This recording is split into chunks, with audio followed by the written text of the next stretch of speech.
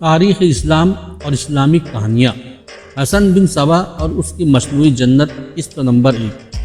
اولاد آدم کی داستان حیات اتنی ہی طویل ہے جتنی لمبی لمبی صدیاں گزر گئی۔ انسان اتنے لمبے اور ایسے کٹھن سفر میں اکیلا نہیں تھا۔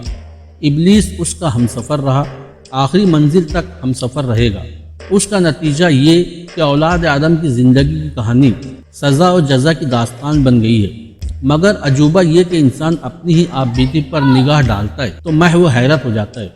عبرت حاصل نہیں کرتا، شرمسار نہیں ہوتا، بلکہ خود فریبی سے اپنا دل پرجا لیتا ہے اور اس ابلیس کے آگے سجدہ ریز ہو جاتا ہے جس نے اللہ کے اس حکم کی تعمیل سے انکار کر دیا تھا کہ آدم کے آگے سر بسجدہ ہو جا۔ کہانی کوئی بھی ہو، کسی کی بھی ہو، اسی صورت میں دلچسپ، سنسنی خیز، عبرتناک اور خیال افزا بنتی ہے جب اس کہانی کے کردار اللہ والے ہو، سوائے ایک دو کے جو ابلیس کے پجاری ہو۔ اگر ابلیس اللہ کا حکم مان لیتا اور آدم کے آگے سجدے میں گر پڑتا تو بات اللہ کی عظمت اور بندوں کی بندگی پر اور عابد و معبود تک ہی رہ جاتی۔ اللہ نے نیک اور پارسا بندوں سے جنت کا وعدہ کیا ہے۔ ابلیس نے بندوں کو بدی کے راستے پر ڈال کر انہیں دنیا میں جنت دکھا دی ہے، اور یہی ہے وہ ابلیس کی جنت جس نے اولاد آدم کی سوان حیات میں قوس و قزح جیسے رنگ بھرے ہیں۔ یہ الگ بات ہے کہ ابلیس نے اپنے پجاریوں کے لیے جو جنت بنائی اور اسے بڑی ہی دلنشی رنگ دیے، وہ کچھ عرصے بعد صرف ایک رنگ میں روپوش ہو گئی۔ یہ رنگ خون کا تھا۔ شداد، عاد، حضرت موسیٰ علیہ السلام کے دور کے لگ بھگ ایک ملک کا حکمراں تھا۔ مورخوں میں اختلاف پایا جاتا ہے کہ صحیح طور پر وہ کس دور کا بادشاہ تھا۔ جب بھی تھا، جہاں بھی تھا، اس میں اختلاف ہو سکتا ہے، لیکن اس حقیقت پر سب متفق ہے کہ شداد کے مزاج شاہی میں فرعونیت تھی۔ اس کا طرز حکومت فرعونوں جیسا تھا۔ رعایا کو وہ اس کے بندے نہیں سمجھتا تھا جس نے انہیں پیدا کیا تھا، بلکہ وہ انہیں اپنا غلام اور اپنی ملکیت سمجھتا تھا۔ درندہ صفت بادشاہ تھا۔ مقہور مجبور رعایا نے جب اس کے آگے سجدہ کرنے شروع کر دیے تو اس نے خدائی کا دعویٰ کر دیا، اور بھوکی ننگی رعایا نے اسے خدا مان لیا۔ وہ معبود بن گیا، وہ خدا ہی کیا جس کے پاس جنت نہ ہو۔ شداد نے ایک جنت بنائی جو آج تک باغ ارم کے نام سے مشہور ہے۔ اس میں اس نے جنت کے تمام تر رنگینیاں اور رعنائیاں سمو ڈالی۔ اس جنت میں اس نے حوروں کو بھی لا بسایا۔ یہ حسین اور نوجوان لڑکیاں تھیں۔ شراب کے مٹکے رکھوا دیے اور ابلیسیت کے تمام تر دلنشی، دل فریب اور سحر انگیز اہتمام کیے۔ جنت مکمل ہو چکی تو شداد اپنی جنت دیکھنے کے لیے گیا، مگر جنت کے صدر دروازے میں قدم رکھا ہی تھا کہ گر گیا اور مر گیا۔ خدا کو اپنی جنت میں قدم رکھنا بھی نصیب نہ ہوا۔ روایت ہے کہ اللہ تعالیٰ نے فرشتے اجل سے پوچھا، کیا کبھی تجھے کسی جسم سے روح نکالتے وقت کو افسوس بھی ہوا ہے؟ فرشتے نے کہا، ہاں اے پروردگار عالم، 2 بار۔ ایک بار ایک جہاز سمندر میں ڈوب گیا تھا۔ مسافروں میں سے صرف ایک ماہ زندہ بچی تھی جس کی گود میں 2-3 ماہ عمر کا بچہ تھا۔ وہ بچے کو بھی زندہ نکال لائی تھی۔ باری تعالیٰ، تو نے حکم دیا کہ اس عورت کی روح نکال لاؤ۔ مجھے بہت دکھ ہوا کہ ماں زندہ نہ رہی تو بچے کا کیا بنے گا، لیکن خدائے بزرگ و برتر، موت و حیات تیرے اختیار میں ہے۔ میں نے تیرے حکم کی تعمیل کی۔ اور دوسری بار اے پروردگار عالم، فرشتہ اجل نے کہا، شداد ایک بادشاہ تھا، اس نے بڑی محنت سے جنت بنائی تھی، اس پر خزانے لٹا دیے تھے، اس کی تکمیل میں اس کی عمر کا ایک حصہ گزر گیا تھا۔ اس نے اپنی جنت کی تعمیر اس وقت شروع کی تھی جب وہ جوان تھا، تکمیل اس وقت ہوئی جب جوانی گزر گئی تھی۔ وہ اپنی جنت کو دیکھنے گیا تو تیرا حکم ہوا کہ یہ شخص اپنی بنائی ہوئی جنت میں داخل ہونے لگے تو اس کی روح نکال لاؤ۔ میں نے تیرے حکم کی تعمیل کی، اپنا فرض ادا کیا، لیکن میرا دل رنج و ملال میں مبتلا ہو گیا کہ یہ شخص اپنی بنائی ہوئی جنت میں قدم رکھ بھی نہ سکا کہ اس کا بے روح جسم جنت کے دروازے میں گر پڑا۔ لیکن اے خالق کائنات، میں چوں چرا نہیں کر سکتا تھا۔ یہ شداد کون تھا؟ باری تعالیٰ نے پوچھا اور خود ہی جواب دیا، یہ وہی بچہ تھا جسے ماں سمندر سے زندہ نکال لائی تھی، اور میں نے تجھے کہا تھا کہ اس کی ماں کی روح نکال لاؤ۔ یا حی یا قیوم یا ممیت، فرشتہ اجل نے رکوع میں جا کر کہا، بے شک تو ہمیشہ زندہ رہنے والا، زندگی اور موت دینے والا ہے۔ پھر تاریخوں میں ایک اور جنت کا ذکر ملتا ہے جو شداد کے باغ ارم جیسی پرانی بات نہیں بلکہ کل کی بات لگتی ہے۔ 5ویں صدی ہجری کو تاریخ پرانی بات نہیں کہتی۔ تاریخ میں سال لمحوں کی حیثیت رکھتے ہیں۔ ابلیس کے حکم سے بنائی ہوئی دوسری عرضی جنت تھی، جس کا خالق حسن بن صبا تھا۔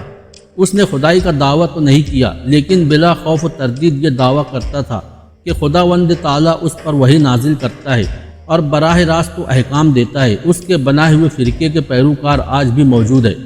حسن بن صبا نے ابلیس کی حکومت قائم کر دی تھی۔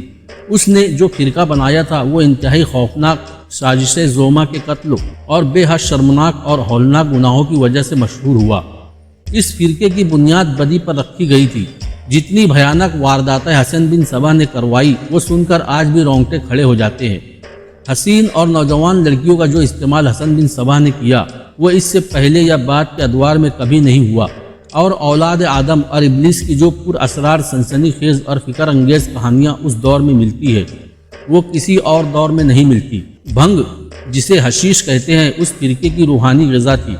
اس فرقے کی کامیابی کا راز بھنگ میں تھا۔ حسن بن صبا کی جنت میں دو ہی چیزیں تھیں جو انسان کو ابلیس کا چیلا نہیں بلکہ مکمل ابلیس بنا دیتی تھی۔ یہ چیزیں تھیں حشیش اور حورے۔ اس جنت میں حیران کن حد تک خوبصورت اور نوخیز لڑکیاں رکھی جاتی تھیں۔ مورخ لکھتے ہیں کہ حورے ان سے زیادہ کیا خوبصورت ہوں گی۔ نشہ شراب کا ہو خواہ حشیش کا یا چرس کا ہو خواہ ہیروئن کا، اللہ تبارک و تعالیٰ نے اسے ام الخبائث کہا ہے۔ اس میں نسوانی حسن اور جنت کا نشہ شامل ہو جائے تو انسان خود خبائث کا چلتا پھرتا مجسمہ بن جاتا ہے۔ اولاد آدم جب راہ حیات کے اس موڑ پر آئے جہاں حسن بن صبا نے جنت بنائی تھی تو اسے ابلیس کے قہقہے سنائی دینے لگے۔ یہاں سے ایسے قصوں اور کہانیوں نے جنم لیا جو آج بھی سنو تو دل پر ہیبت طاری ہو جاتی ہے۔ کبھی شک ہوتا ہے کہ یہ واقعہ صداقت پیمانے پر پورے نہیں اترتے، لیکن یہ چھوٹی سے چھوٹی تفصیل تک سچی ہے۔ اعمال صالحہ کہانی نہیں بنا کرتے، کہانی اعمال بد کی کوکھ سے جنم لیا کرتی ہے۔ یہ کوئی کہانی نہیں ہوتی کہ انسان نے ایک پیاسے کو پانی پلایا، کہانی اس سے بنتی ہے کہ ایک انسان نے ایک انسان کا خون پی لیا۔ پانی کا پیاسا کسی کہانی کا کردار نہیں بنا کرتا، کہانی اس انسان سے بنتی ہے جو انسان کے خون کا پیاسا ہو۔ آج داستان گو آپ کے لیے اس دور کی داستانیں لے کر آیا ہے جو سلجوقیوں کا دور حکومت تھا۔ خلافت بغداد کی چولیں ڈھیلی ہو گئی تھی، اسلام کا پرچم یوں پھڑپڑا رہا تھا جیسے شمع بجھنے سے پہلے ٹمٹمایا کرتی ہے۔ طوائف الملوکی اسلام کی تار اور پود بکھیر رہی تھی۔ اہل صلیب پرچم ستارہ و ہلال کو ہمیشہ کے لیے گرا دینے کے طوفان کی طرح بڑھے آ رہے تھے۔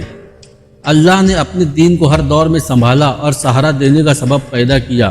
اس پرآشوب دور میں جب خلفاء ہوس اقتدار کے دیوانے ہو کر اپنے فرائض کو بھلا بیٹھے تھے اور مسلمانوں کی عسکری قوت خلفاء کی عدم توجہی اور شاہانہ طرز و بود و باش کی وجہ سے کمزور ہوتی چلی جا رہی تھی، اللہ تعالیٰ نے سلجوقیوں کو بھیجا۔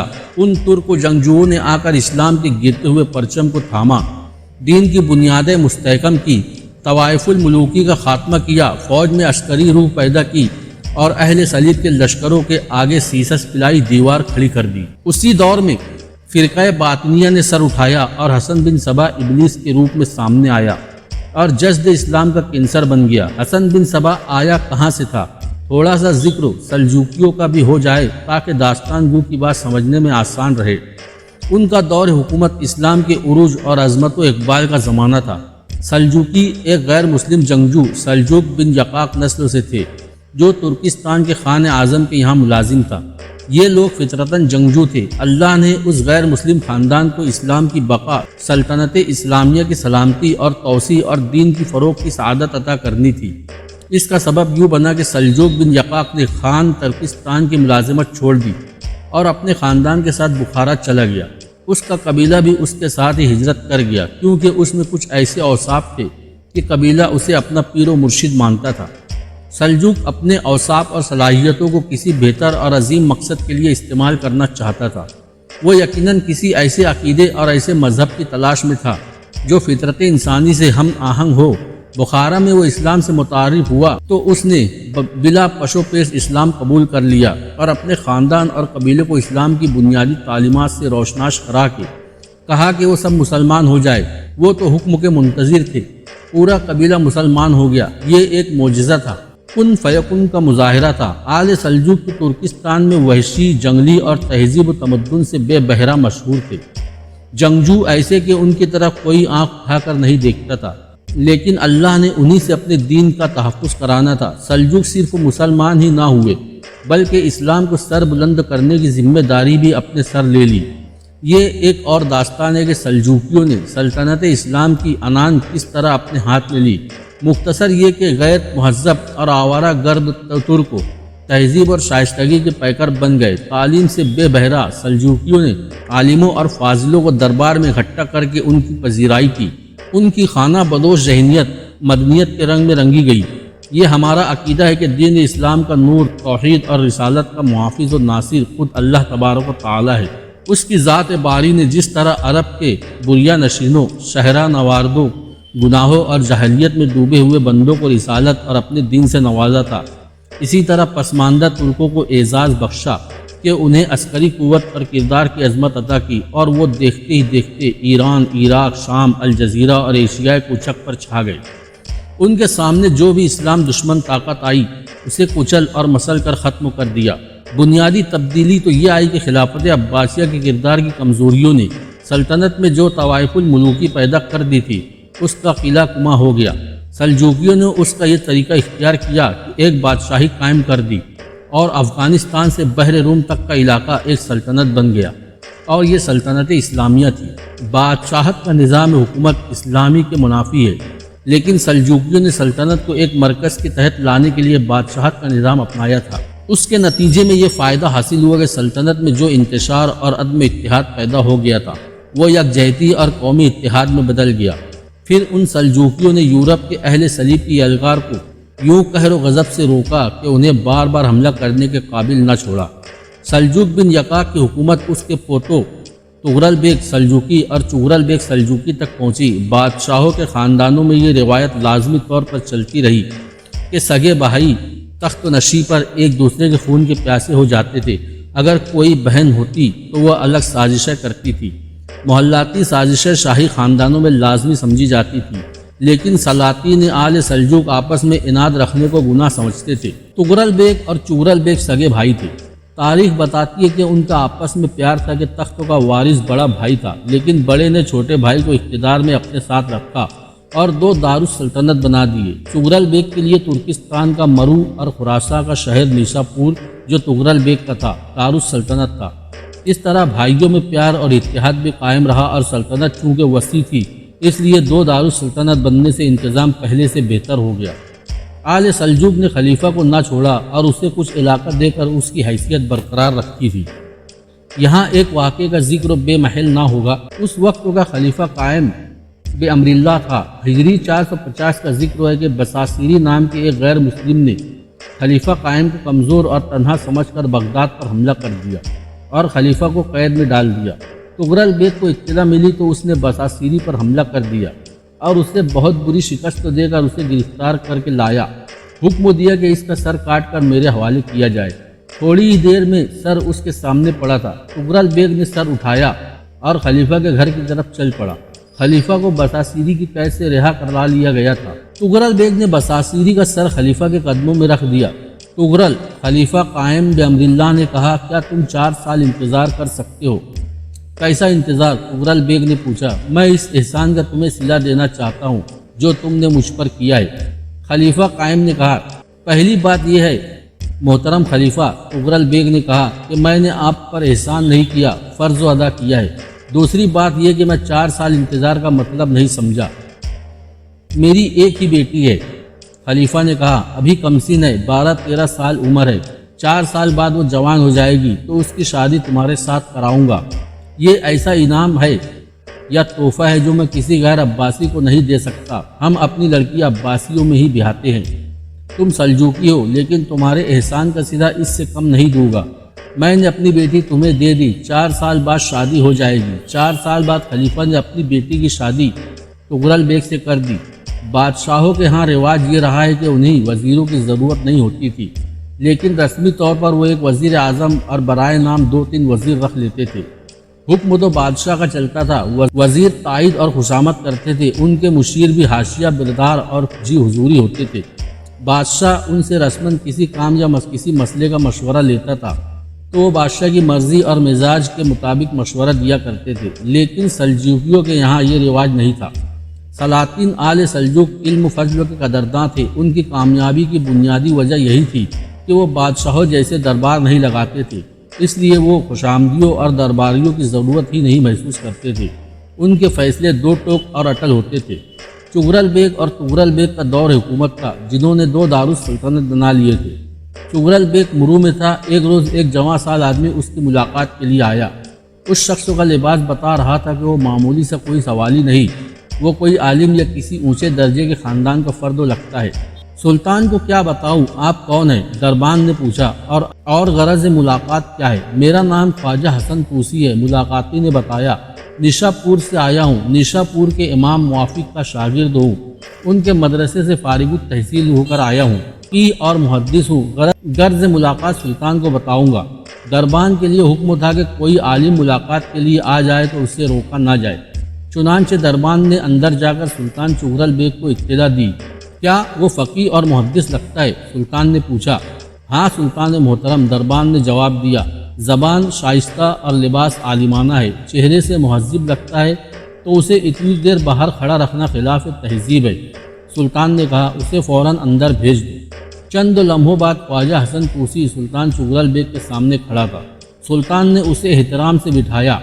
اے نوجوان، سلطان نے پوچھا، میں کیسے مان لوں کہ تو امام موافق کا شاگرد ہے؟ ہم جانتے ہیں امام موافق کی شاگردی کتنا بڑا اعزاز ہے۔ میرے پاس سند ہے۔ خواجہ حسن طوسی نے سند سلطان کے حوالے کرتے ہوئے کہا، میں نے فقہ اور حدیث کی اور دیگر دینی امور کی تعلیم پائی ہے۔ کیا تو فارغ التحصیل ہو گیا ہے؟ سلطان نے پوچھا۔ نہیں، سلطان عالی مقام خواجہ طوسی نے جواب دیا، میں مدرسے سے تو فارغ ہوا ہوں، تحصیل علم سے نہیں۔ علم ایک سمندر ہے، موتی اس کے ہاتھ آتا ہے جو اس سمندر میں غوطہ زن ہو کر تہہ سے سیپی اٹھا لانے کا عزم رکھتا ہے۔ سلطان چغرل بیگ کچھ متاثر ہوا۔ ہم دیکھنا چاہتے ہیں کہ تو کتنا کچھ دانش مند ہے۔ سلطان نے کہا، کتابیں علم دے سکتی ہے، عقل نہیں، تو اپنے آپ کو کتنا دانش مند سمجھتا ہے؟ سلطان محترم، خواجہ حسن طوسی نے کہا، انسان اتنا ہی احمق ہے جتنا وہ اپنے آپ کو دانش مند سمجھتا ہے، اور انسان اتنا ہی چھوٹا ہے جتنا وہ اپنے آپ کو بڑا سمجھتا ہے۔ یہ فیصلے دوسرے کیا کرتے ہیں کہ فلاں احمق اور فلاں دانش مند ہے۔ ایک بات بتا طوسی، سلطان نے پوچھا، حکمراں میں کیا صفات اور کیسے اوصاف ہونے چاہیے کہ وہ رعایا میں ہر دل عزیز ہو اور مرنے کے بعد بھی لوگ اسے اچھے الفاظ سے یاد کریں، وہ اپنے دین اور سلطنت کے لیے آگ کا طوفان ہو؟ خواجہ حسن طوسی نے جواب دیا، رعایا کے لیے پانی ہو، زمین کی طرح فیاض اور آسمان کی طرح مری ہوئی، عقاب کے مانند تیز نگاہ، کوے کی طرح محتاط اور کوئل کی طرح خوشگلو ہو، شیر کی طرح بے خوف اور چاند ستاروں کے مانند و راست گو ہو، یوں نہیں کہ آج ادھر کل ادھر بھٹکتا پھرے۔ کیا یہ صفات ہم میں ہے؟ سلطان نے پوچھا۔ اگر میں نے کہا ہے تو یہ خوشامد ہوگی، خواجہ حسن طوسی نے کہا۔ خوشامد منافقت ہے، میں منافق نہیں بننا چاہتا۔ اگر میں نے کہا سلطان میں کچھ صفات کی کمی ہے تو میں معتوب ہوں گا، مجھ میں تاب و تاب نہیں۔ اے نوجوان، سلطان نے کہا، تیری صاف گوئی قابل داد ہے، لیکن ایک بات بتا، اگر ان صفات اور اوصاف میں سے ایک یا دو ہم میں نہ ہو تو کیا فرق پڑتا ہے؟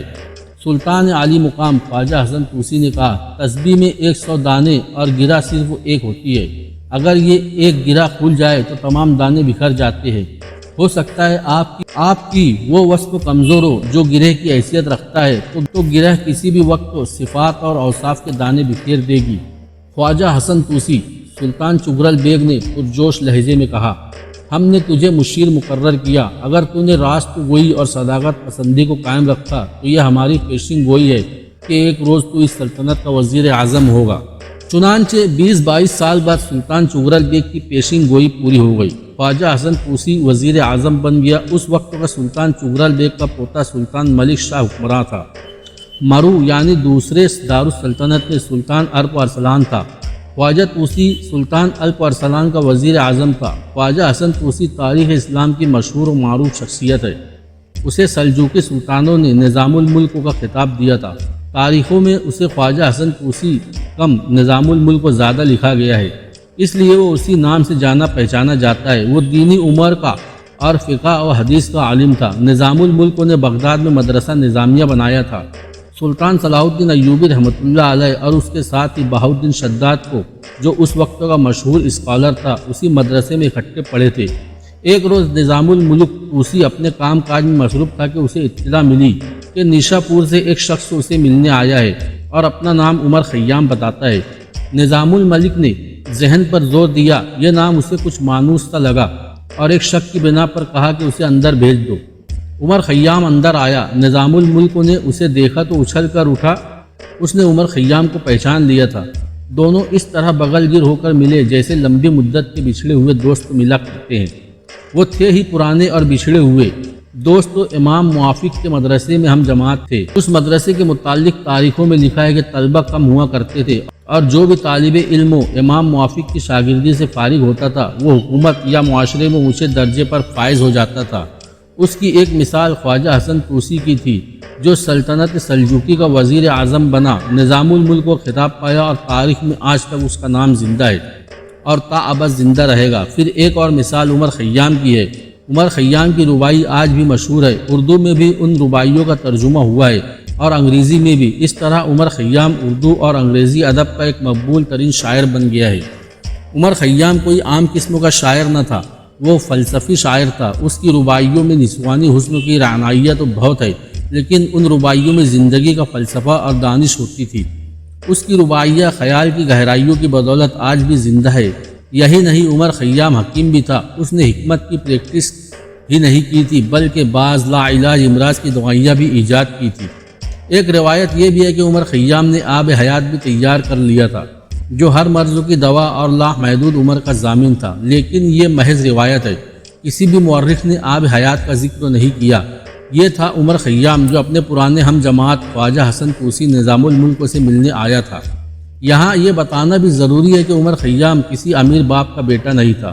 اس کا باپ جس کا نام عثمان تھا موٹے کھدر کا کپڑا بنتا تھا، یہ اس کا خاندانی پیشہ تھا۔ اس کے بعد اس نے خیموں کی سلائی کا کام شروع کر دیا تھا، اسی وجہ سے وہ خیام کہلانے لگا۔ عثمان خیام اس کے بیٹے عمر نے جب دیکھا کہ وہ شعر موضوع کر سکتا ہے تو اس نے باپ کے پیشے کی مناسبت سے اپنا تخلص خیام رکھ لیا۔ یہ تخلص اس کے نام کا حصہ بن گیا اور عمر خیام کے نام سے مشہور ہوا۔ کہو عمر، نظام الملک نے پرمسرت لہجے میں کہا، اتنا عرصہ کہاں رہے؟ آج تم نے لڑکپن یاد دلا دیا ہے۔ پہلی بات یہ ہے، عمر خیام نے کہا، میں اب عمر نہیں عمر خیام ہوں۔ شعر و شاعری میں مقام پیدا کر لیا ہے، حکمت میں قسمت آزمائی کر رہا ہوں، علم و ادب کی کتابیں بھی پڑھ رہا ہوں اور حکمت کی بھی، لیکن ذریعہ معاش کوئی نہیں۔ باپ خیمہ بانی کرتا ہے، میں نے اس پیشے کو اپنانے کی کوشش کی تھی لیکن میرے ذہنی رجحان نے اسے قبول نہیں کیا۔ میری صلاحیتیں مجھے کسی اور طرف لے جا رہی تھی۔ باپ کو بھی میں نے ناراض کر دیا کہ میں روٹی کمانے کے لیے اس کا ساتھ نہیں دیتا۔ تمہیں کوئی نہ کوئی ذریعہ معاش تو تلاش کرنا ہی ہوگا۔ نظام الملک نے کہا، بغیر کام کی زندگی کوئی زندگی نہیں ہوتی۔ میں تمہیں ایک عہد نامہ یاد دلانے آیا ہوں۔ خواجہ عمر خیام نے کہا، عہد نامہ؟ ہم نے لڑکپن میں کیا تھا عہد نامہ۔ نظام الملک نے ذہن پر زور دیتے ہوئے کہا، 22-23 سال گزر گئے ہیں، عمر ذرا سا اشارہ دے دو۔ نظام الملک اور عمر خیام کا ایک ہم جماعت اور بھی تھا۔ اس نے تو تاریخ میں ایسا نام پایا کہ اسے تا قیامت بھلایا نہیں جا سکے گا۔ یہ تھا جنت ارضی کا خالق حسن بن صبا۔ ان کے ہم جماعت تو اور بھی تھے، لیکن نظام الملک و عمر خیام اور حسن بن صبا کی آپس میں دوستی اتنی گہری ہو گئی تھی کہ وہ ایک ہی کمرے میں رہتے تھے اور جدھر ایک نے جانا ہوتا تھا ادھر تینوں جاتے تھے۔ ایک روز حسن بن صبا نے ایک عہد نامہ پیش کیا اور تینوں دوستوں نے آپس میں یہ عہد کیا۔ یہ ان کا ایک تاریخی عہد نامہ ہے جس کا ذکر تقریباً ہر مورخین نے کیا ہے۔ اتنی مدت بعد عمر خیام نظام الملک سے ملا تو نظام الملک کو عہد نامہ بھول چکا تھا۔ مدرسے کی ایک رات یاد کرو، خواجہ عمر خیام نے نظام الملک کو عہد نامہ یاد دلانے کے لیے کہا۔ ہم تینوں دوست تو اس روز کا پڑھا ہوا سبق دہرا کر فارغ ہوئے تو حسن بن صبا نے کہا کہ اس مدرسے کی یہ روایت ہے کہ جو یہاں سے پڑھ کر نکلا اور جسے امام موافق نے ذہین اور لائق کہا وہ کسی نہ کسی اونچے رتبے پر پہنچا۔ پھر حسن بن صبا نے کہا تھا کہ ضروری نہیں کہ ہم تینوں اونچے رتبے پر پہنچیں گے، ہو سکتا ہے ہم تینوں میں سے کوئی ایک کسی بلند و مرتبے تک جا پہنچے اور باقی دو بڑی مشکل سے 2 وقتوں کی روٹی کما سکے۔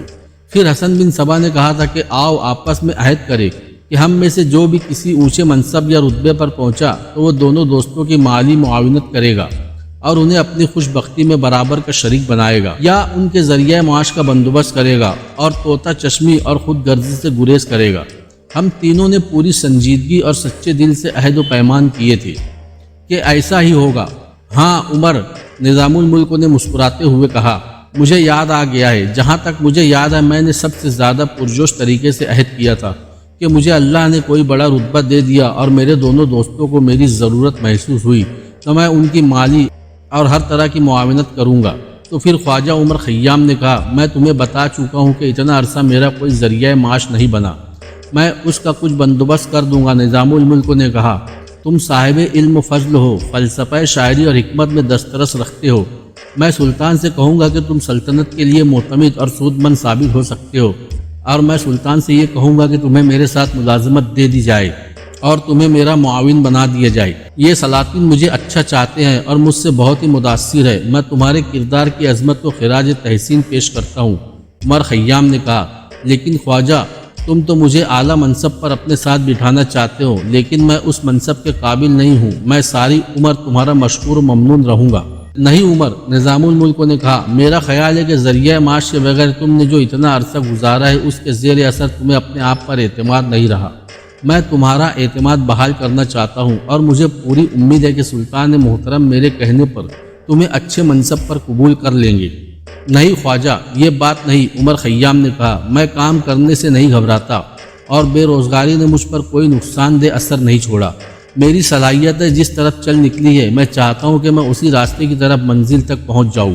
میں اپنی تحریریں، اشعار اور حکمت کے نسخے جو میں نے دریافت کیا ہے اپنے ساتھ لایا ہوں۔ میں علم و ادب اور حکمت میں مزید تحقیقات کرنے کا ارادہ رکھتا ہوں۔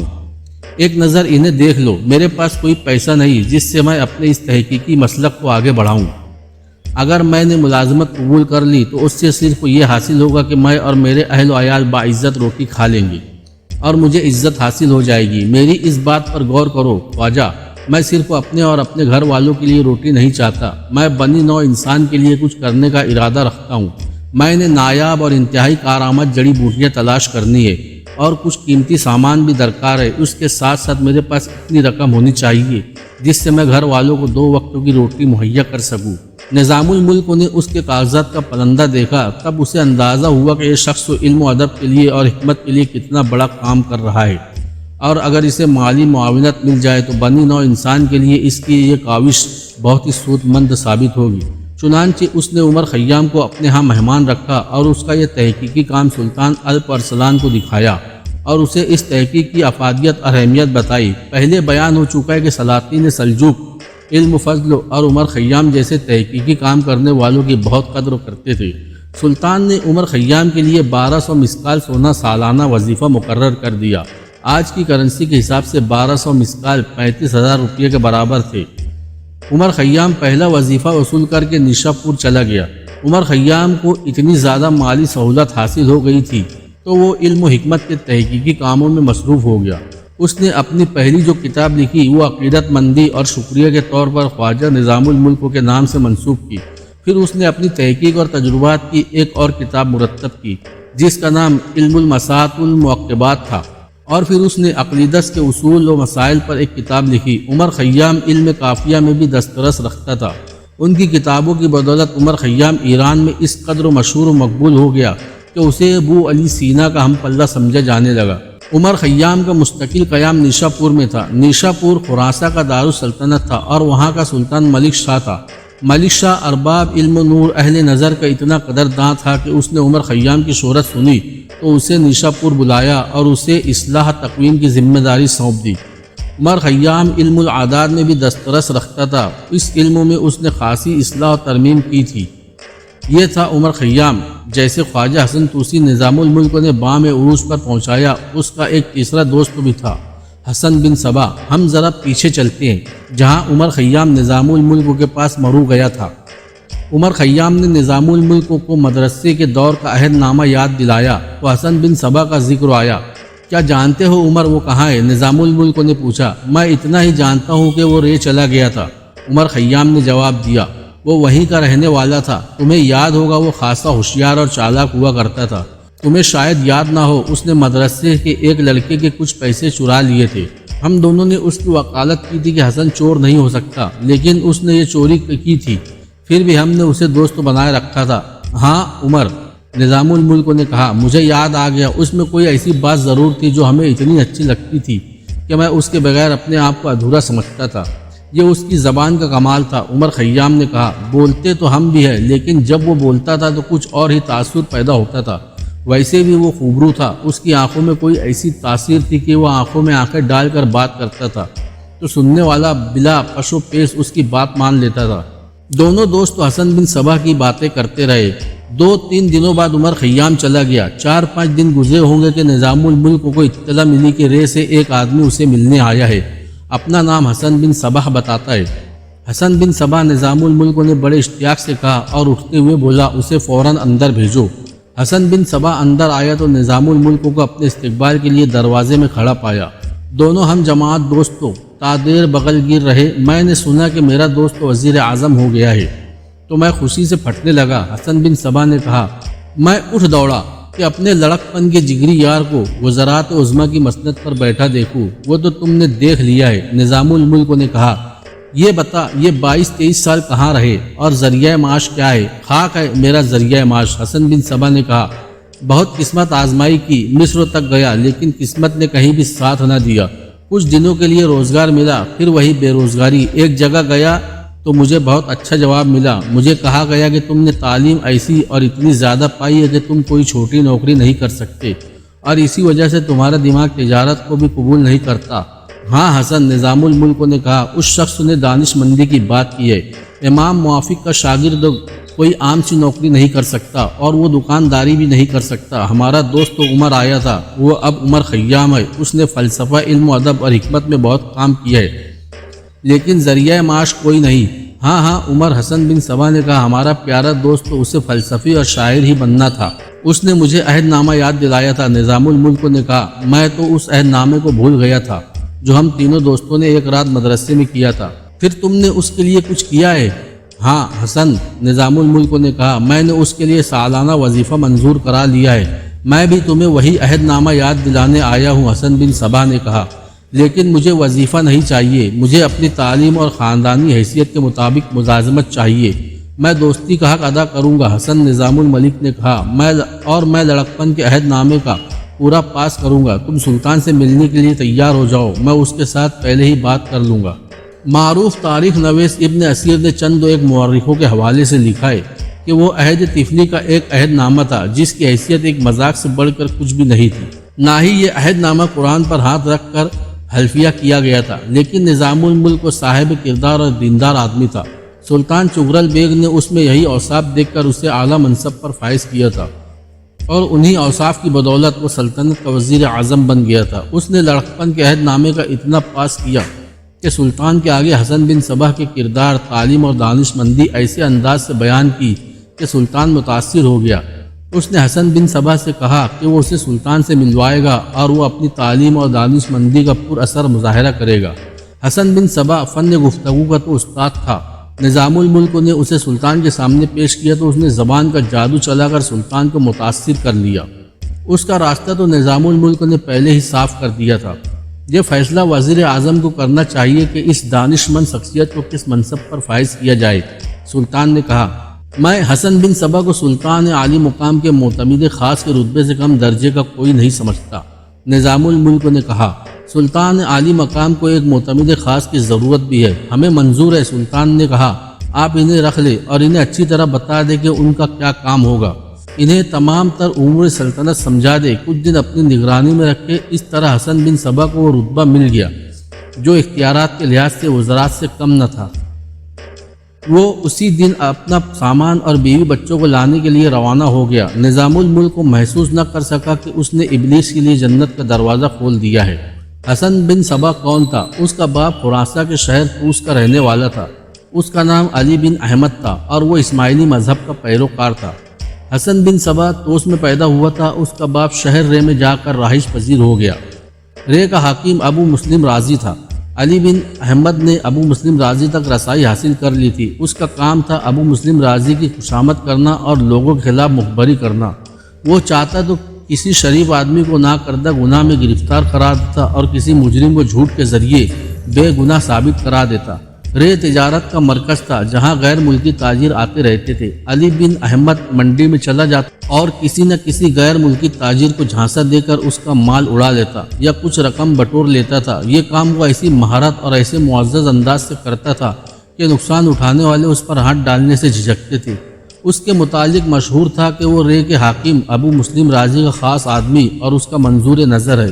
علی بن احمد کی عیاری کے قصے اتنے کم نہیں کہ داستان گو سارے سنا دے۔ وہ بردہ فروشی تک کرتا تھا، لیکن یوں نہیں کہ ایک لڑکی کو اغوا کیا اور اسے بیچ ڈالا۔ وہ کسی حسین اور نوجوان لڑکی کو یا کسی جو جواں سال بیوہ کو نہایت باعزت طریقے سے ورغلاتا اور ایسے سبز و باغ دکھاتا کہ لڑکی پر یہ سحر طاری ہو جاتا۔ نوخیز لڑکی ہوتی یا جواں سال عورت، نتائج سے بے خبر اس کے جال میں آ جاتی اور وہ 4 دن اسے اپنے پاس رکھ کر عیش و عشرت کرتا تھا۔ اس فریب کاری میں لڑکی کو اسے بتائے بغیر کوئی نشہ بھی پلاتا تھا۔ اس دوران وہ گاہک کی تلاش میں رہتا اور ایک دن اسے کسی مالدار گاہک کے حوالے کر دیتا تھا۔ کسی گھر میں لڑائی جھگڑا ہوتا یا بازار میں 2 دکانداروں کے درمیان جھگڑا ہو جاتا یا تاجروں کا آپس میں کوئی تنازع ہوتا تو وہ سالس یا منصب بن کر اپنے آپ کو ان پر مسلط کر کے تصفیہ کراتا تھا۔ لوگ جانتے تھے کہ یہ شخص عیار اور فریب کار ہے، پھر بھی اس کی عزت کرتے اور اس سے مشورے اور مدد لیتے تھے۔ لوگوں میں مقبول عام بننے کے لیے وہ ان کے چھوٹے موٹے مسئلے حل کر دیا کرتا تھا۔ اس میں وہ ڈھیٹ پن اتنا زیادہ تھا کہ کہیں سے دھتکار دیا جاتا تو وہاں سے ایک دروازے سے نکل کر دوسرے دروازے سے پھر اندر چلا جاتا اور عیاری کا کوئی اور حربہ استعمال کر کے دھتکارنے والوں کو شیشے میں اتار لیتا تھا۔ لوگوں میں یہ جو مشہور تھا کہ وہ حاکم ابو مسلم رازی کا منظور نظر ہے، غلط نہ تھا۔ ابو مسلم جابر اور دانش مند حاکم تھا، لیکن علی بن احمد کمال استادی سے اسے دوستانہ سطح پر لے آیا کرتا تھا۔ ابو مسلم رازی اہل سنت و جماعت تھا۔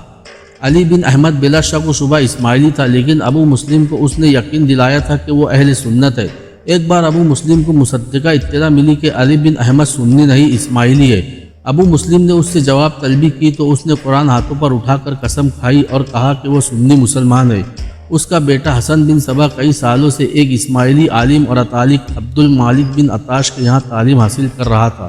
اس کا علم ابو مسلم کو ہو گیا۔ اس نے ایک روز علی بن احمد کو بلایا۔ اس کا بچہ کہاں پڑھتا؟ مجھے کیا؟ ابو مسلم نے علی سے کہا۔ اپنی اولاد کے متعلق ماں باپ کے فیصلوں کے ساتھ میرا کوئی تعلق نہیں، لیکن تمہارے بیٹے کے متعلق میں اس لیے بات کر رہا ہوں کہ تم اہل سنت والجماعت ہو، لیکن اپنے بیٹوں کو تم نے اسماعیلی عالم کی شاگردی میں بٹھا رکھا ہے، کیوں؟ کیا یہ تمہارے اسماعیلی ہونے کا ثبوت نہیں؟ نہیں ابو مسلم، علی بن احمد نے کہا، یہ میری ایک مجبوری کا ثبوت ہے۔ میں اپنے بیٹے کو نیشا پور امام موافق کی شاگردی میں بھیجنا چاہتا ہوں، لیکن میرے پاس اتنے پیسے نہیں کہ اپنی اس خواہش کی تکمیل کر سکوں۔ پیسے میں دلواتا ہوں، ابو مسلم رازی نے کہا، میں سرکاری خزانے سے پیسے دلواؤں گا۔ علی بن احمد نے ایسے انداز سے خوشی کا اظہار کیا جیسے اس کا ایک لا ینحل مسئلہ حل ہو گیا ہو۔ اس نے سرکاری خزانے سے رقم وصول کی اور حسن بن صبا کو نیشا پور امام موافق کے مکتب میں بھیج دیا۔ امام موافق کٹر اہل سنت تھا۔ تاریخ میں یہ بھی لکھا ہے کہ ابو مسلم رازی علی بن احمد کو نفرت کی نگاہ سے دیکھتا تھا، لیکن اسے دھتکار بھی نہیں سکتا تھا۔ حسن بن صبا اپنے باپ کی عیارانہ سرگرمیوں سے بڑی اچھی طرح واقف تھا۔ اس نے باپ سے متاثر ہو کر عیاری کو ہی اپنا اصول بنا لیا تھا۔ اس نے باپ کے خاص کمرے میں بڑی حسین اور نوخیز لڑکیاں بھی دیکھی تھی۔ اسے یہ بھی معلوم ہو گیا تھا کہ اس کا باپ کبھی کبھار ایسی ایک لڑکی یا ایک جوان عورت لاتا ہے اور اسے ایک نشہ پلاتا ہے۔ حسن بن صبا نے یہ نشہ دیکھ لیا اور اس کی تھوڑی مقدار شربت میں ملا کر پی تھی۔ تھوڑی دیر بعد اسے یوں نظر آنے لگا تھا جیسے یہ دنیا بہت ہی حسین ہو گئی ہے۔ مورخ لکھتے ہیں کہ اسے بوڑھی عورتیں بھی جوان نظر آنے لگی تھی۔ اس نے چرب زبانی باپ سے سیکھی تھی۔ لڑکپن میں ہی وہ زبان کے جادو کا ماہر ہو گیا تھا۔ اپنے باپ کو اپنا بہترین استاد سمجھتا تھا۔ اس کے باپ کو معلوم ہو گیا تھا کہ اس کے بیٹے میں اس کی ذہنی رجحانات پیدا ہو گئے ہیں۔ اس نے بیٹے کو کبھی روکا ٹوکا نہیں تھا، بلکہ نیشا پور امام موافق کے مکتب میں بھیجتے وقت اس نے بیٹے کو کچھ ہدایت دی تھی۔ یہ نہ بھولنا بیٹے، اس نے حسن بن صبا سے کہا تھا، ہم اسماعیلی ہے، اہل سنت نہیں۔ تم نے اہل سنت کا درس لینا ہے اور رہنا اسماعیلی ہے۔ اس مدرسے سے جو طلبہ اچھے درجے میں کامیاب ہو کر نکلتے ہیں وہ اونچے رتبے پر فائز ہو جاتے ہیں۔ تم ایسے 1 اور 2 لائق لڑکوں کے ساتھ دوستی کر لینا، آگے چل کر یہ تمہارے کام آئیں گے۔ باپ کو شاید اندازہ نہیں تھا اس کا بیٹا اسی عمر میں اس سے کہیں زیادہ چالاک ہو گیا تھا جتنا وہ سمجھتا تھا۔ بیٹے نے مدرسے میں خواجہ حسن توسی اور عمر خیام کو دوستی کے لیے منتخب کر لیا۔ اس کی دوربین نگاہوں نے بھانپ لیا تھا کہ یہ دونوں پڑھنے میں بہت تیز ہے اور یہ بڑے ہو کر اونچے رتبے پر پہنچیں گے۔ آئمہ تلبیس میں واضح طور پر لکھا ہے کہ تینوں دوستوں میں یہ جو معاہدہ ہوا تھا کہ جو دوست کسی اعلیٰ منصب پر فائز ہو گیا وہ دونوں دوستوں کی مدد کرے گا اور اپنے مال و دولت میں بھی انہیں شریک سمجھے گا، یہ معاہدہ حسن بن صبا کے عیار دماغ کی اختراع تھی۔ اس عہد نامے سے عمر خیام نے بھی فائدہ اٹھایا، لیکن وہ جائز فائدہ تھا۔ عمر خیام کے شاہکار آج تک زندہ ہے، لیکن حسن بن صبا نے نظام الملک سے اس عہد نامے کا جو فائدہ اٹھایا وہ ایک ابلیس کا کارنامہ تھا۔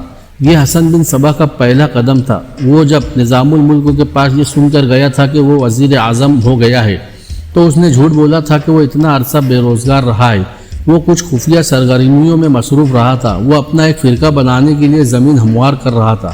اس مقصد کے لیے وہ مصر تک چلا گیا تھا۔ مصر میں عبیدیوں کی حکومت تھی جو ظاہری طور پر اسماعیلی کہلاتے تھے، لیکن وہ در پردہ باطنی تھے۔ وہاں بات چیت کر کے واپس رہ آ گیا۔ کچھ دنوں بعد عبیدیوں کا ایک وفد اس کے پاس رہ آیا۔ وفد چلا گیا تو ابو مسلم رازی کو اطلاع ملی اور اسے حسن بن صبا کے عزائم معلوم ہوئے۔ ابو مسلم نے حسن بن صبا کی گرفتاری کا حکم دے دیا۔